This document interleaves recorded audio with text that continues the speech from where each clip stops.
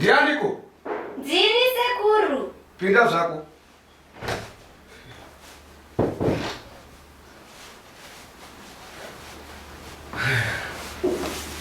Tambire zvemuzukuru. Muchitambirei nhai sekuru. Iwo maoko iwaya. Uraite muzukuru. Aiwa, utano tiri nani sekuru. Naika.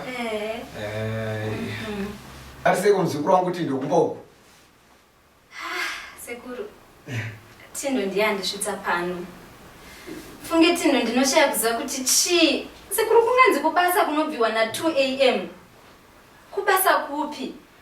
Apa anodera foni dzepfambi dzake ndiripo kana ndimiwo sekuru aiwa naini Tindo kaini. Ndotoshaya kuti ndoita sei naimi. Vanhu vakabva kuroorana musuno uno uyu. Sekuruka atizivi kuti potoita sei naye Tindo waitoita. Chinyarara muzukuru. Chinyarara zvako muzukuru handiti. Sekuru. Kuchizvine. Muda kunyatsoedza kuita seya. Ndiri kunyaradza zvine muzukuru. Hamundinyararidze muchindibata-bata mazvinzwa. Chaipa chiyapa nemuzukuru. Munoziva kuti muviri wangu haungobatwe-batwe. Munoziva kuti munokuenda kumapurisa. Unoziva zvokumapurisa wataka waenda nenyaya dzako kumapurisa usina uya vanhu. Uya nenyaya yangu panapa.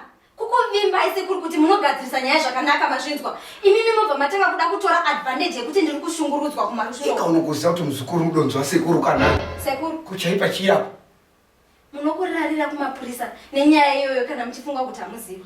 Muviri wangu uyu wakakosha unobatwa nemunhu watinenge tawirirana naye chete. Ika unoziva kuti muzukuru mudonzwa sekuru. Imi? Ka? Alright.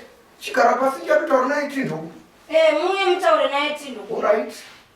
Muye kunga mugadzirise nyaya. Alright. Ana.